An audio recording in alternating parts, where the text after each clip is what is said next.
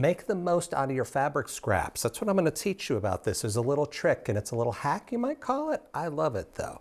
You've made these units before. It's a rectangle, and we have added kind of a half square triangle onto the side of it, right? These are cool. We make some pretty good quilt blocks out of this shape. Now, how do we do it? First of all, let me show you really quick. We take a rectangular piece of fabric. Mine is 3.5 by 6.5 inches.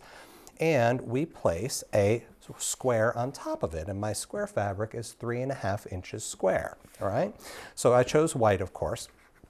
Let me set him aside for a minute. We lay the square onto the rectangle and we draw a diagonal line because we are going to stitch on that line. So once we have done that, once we have stitched on the line, then, I've already cut this apart, we take our trusty little ruler and we cut 1/4 inch off there and we set this aside, and this is, when we fold this out, our beautiful piece, right? That's the morphed piece. But look, this is a lot of waste. We don't need to be wasting. That's 2 triangles right there, you know?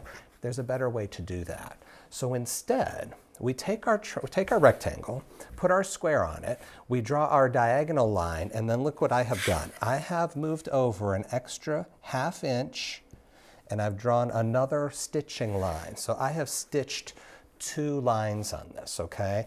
And when we cut this in half, I'm going to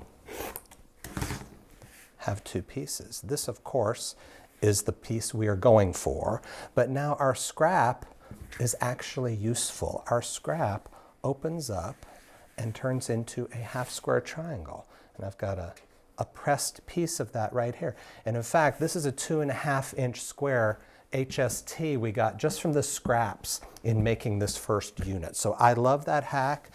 If you're making these, keep that in mind, that those extra triangles, they're still useful for a lot of stuff, okay?